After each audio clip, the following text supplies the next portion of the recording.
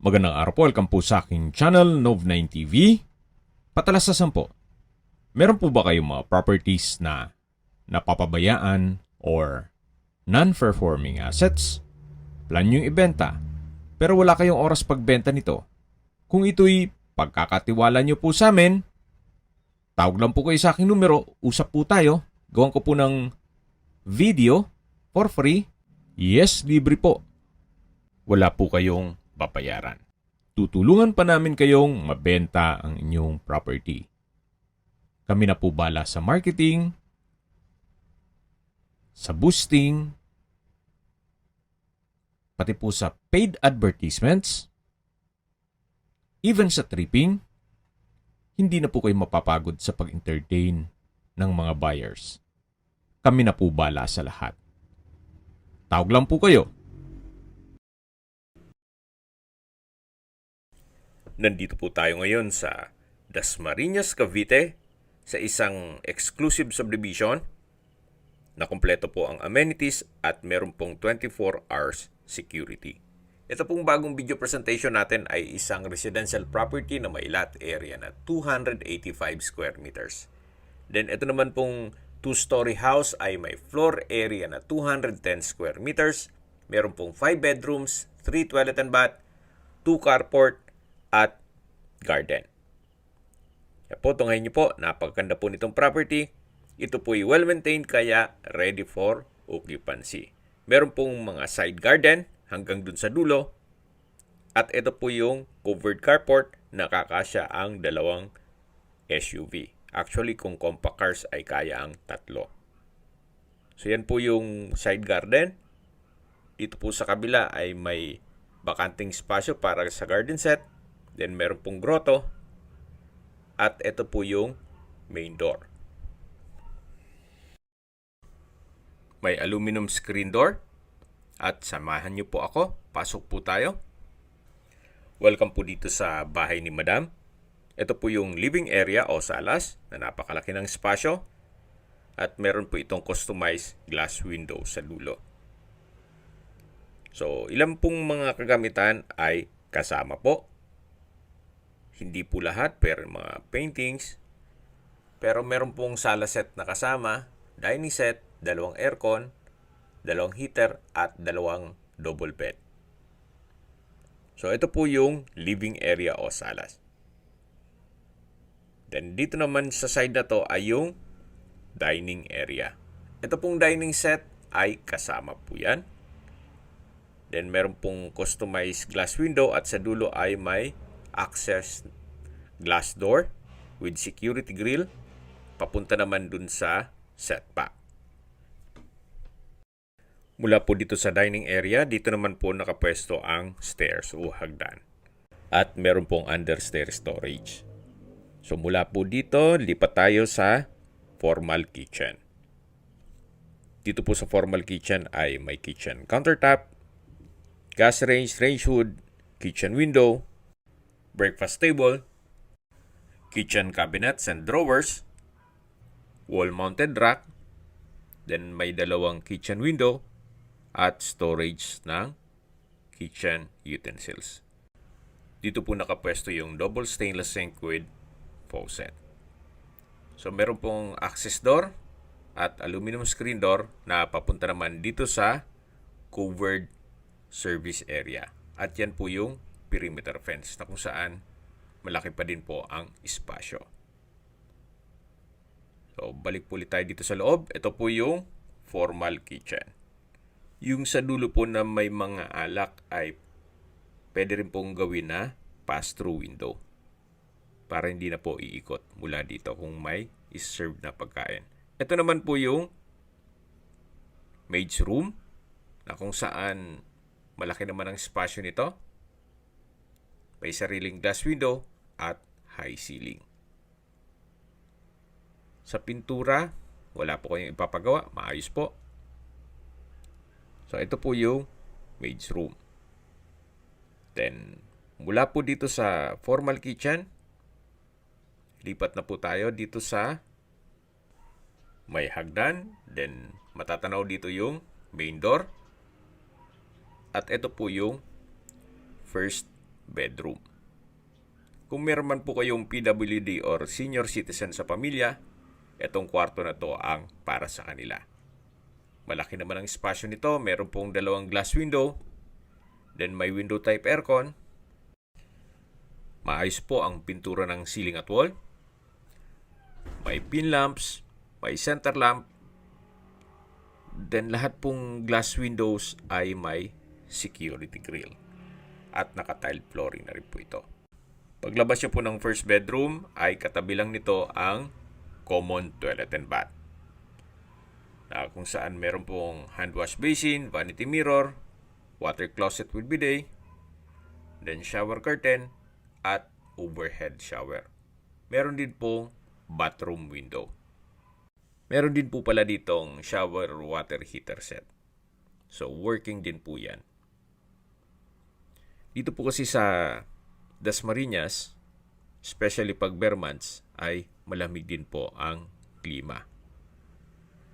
Kaya kailangan din po talaga yan. So yan po yung common toilet and bath. At paglabas po ay matatanaw ang dining area, yung main door, at ito na po yung stairs o hagdan. Ito po yung naka-wooden handrail and railing, then naka-tiled staircase. Meron din po itong staircase window na nag-serves as natural sunlight dito po sa area ng hagdan. Samahan niyo po ako, akyat po tayo. At nandito na po tayo sa second floor. Ito po yung family area. Then, ito pong sala set. Hindi ko alam kung isasama pa yan or yung sa baba. So, depende po sa pag-uusap na lang ninyo ni Madam kung alin ng magiging freebies. At check po muna natin itong pangalawang kwarto na kung saan naka-solid wood door. At ito po yung master's bedroom.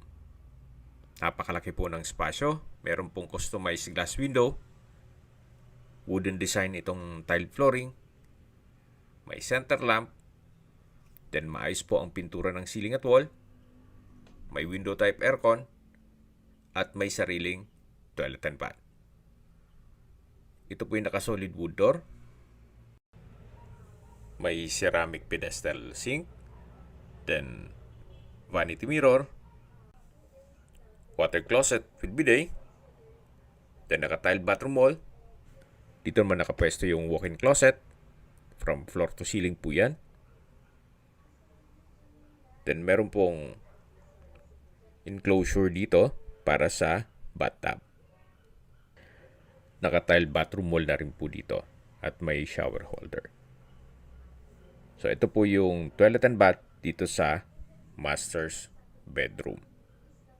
Labas po tayo. Tunghayin niyo po ulit itong master's bedroom na kung saan napakalaki po ng espasyo. Then, sa CCTV naman, yung mismong box ay hindi po kasama. Pero yung mga camera, iiwan na daw. Balik po ulit tayo dito sa family area. At ito naman po yung third bedroom. Naka-solid wood door. Then malaki din ang espasyo. May 2 glass window with security grill. Maayos ang pintura ng ceiling at wall. May pin lamps. Then wooden design itong tiled flooring. At meron din po itong wardrobe. So ito po yung third bedroom. Labas po tayo. Paglabas nyo po dito sa third bedroom, ito naman ulit yung family area. At sa dulo ay may glass window. Ito naman po yung fourth bedroom. Naka-solid wood door. Then sa spasyo, malaki din po siya. May 2 glass window with security grill. Naka-ceiling cove design. May center lamp. Then wooden design itong tile flooring. At meron din pong wardrobe. Na from floor to ceiling din po yan. So ito po yung fourth bedroom. Yan, mula po dito sa kwarto ay katabi lang niya ang common toilet and bath. Maayos naman po ang mga toilet fixtures nito. May water closet, may hand wash basin, naka-tile bathroom wall, may bathroom window, shower water heater set, na working din po yan. At may shower curtain. So ito po yung common toilet and bath dito sa second floor, na malapit lang dito sa fourth bedroom. Yan po ulit yung family area. At meron pong access glass door na papunta naman dito sa balkonahe o terrace, na kung saan may security grill na rin po. So mula po dito hanggang dun yan sa may pasad. Habang nag-iikot po tayo at pinagmamasdan nyo po itong buong property, maisingit ko lang po ang distance, location at travel time. Mula po sa mga malls gaya ng SM at Robinsons Dasmariñas, pati po Asia Medic Hospital, ang distance is 2.1 kilometers at ang travel time is 7 minutes. Opo, napakalapit lang po nito sa mga malls at hospital. At yan po yung lagi kong binabanggit sa aking video na dapat nyo i-consider sa paghanap ng property, yung meron pong malapit na hospital. Hindi ko naman po sinasabing sakitin kayo, yan naman po for emergency purpose lang naman. At mula naman po sa St. Paul College, Island Park Campus, ang distance is 3.7 kilometers at ang travel time is 8 minutes.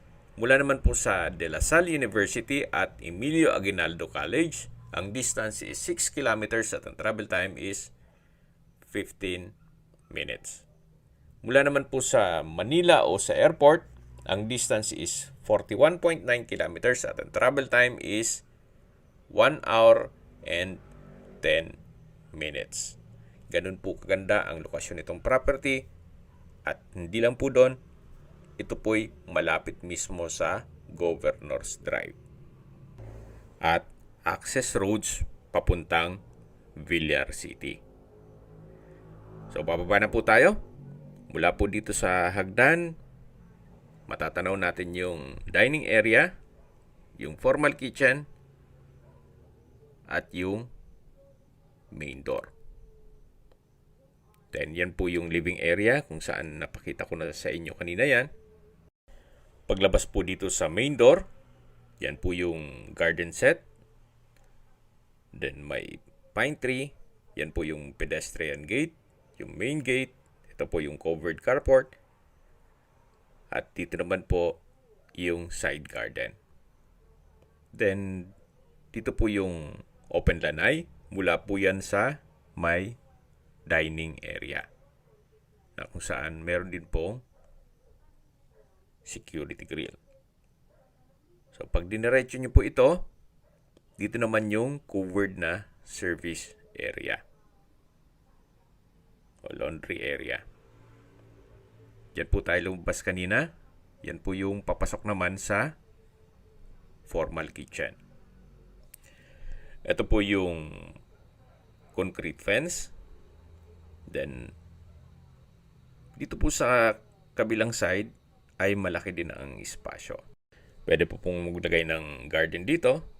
At dito po ilagay yung garden set para malaki ang garahe dun sa harapan ng bahay.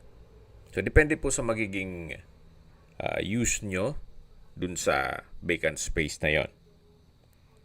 Okay, sa presyo na po tayo. Binebenta po ito ni owner sa halagang 12 million pesos net. Ibig pong sabihin si buyer na po ang sasagot sa lahat ng taxes at expenses with regards to documentation. Good deal na rin po ito. Sa opinion ko lang naman, good deal na po ito. Sa laki ng bahay at may lot area na 285 square meters at wala naman po kayong ipapagawa sa bahay. So, depende pa rin yan sa assessment niyo. Yan naman ay opinion ko lang naman. Sa mahal po ng construction cost ngayon, materials at labor, malamang hindi po aabot ang 12 million ninyo kung bibili pa kayo ng lote. At ganito pa kalaki ang papagawa niyong bahay. Okay, kung may mga katanungan po kayo, tawag lang po kayo sa aking numero. At sa mga kababayan naman natin na nasa ibang bansa, meron po akong Telegram. Sa mga iPhone user naman, may iMessage. Meron din pong Imo, Skype, Viber at WhatsApp. Same number lang po, 0917-316-3399. Sa mga nagtatanong naman po ng aming Facebook, meron po aming Facebook page na Nov9TV at Facebook Real Video. Meron din pong TikTok at Instagram. May ibang YouTube channel po kami, the Nov9TV channel, Nov9TV Listings, Nov9TV On The Spot, Nov9TV Updates, at Nov9TV House Rental. Sana po naibigyan nyo ang video presentation. Paki-like and subscribe na lang po sa aking channel para ma-update din po kayo sa aking future listings. Kung sakali po hanap nyo yung mas malaking sukat ng lupa, meron din po kami ibang listings na pwede nyong pagpilian. Huwag po kayong mag-atubiling tumawag sa amin. Then, let us know your budget para malaman namin kung anong property pwede naming ilog sa inyo. Sa lahat pong viewers, subscriber at nagtiwala po sa amin, salamat po sa suporta. Ingat po kayo lagi at yung pamilya. Maraming salamat po.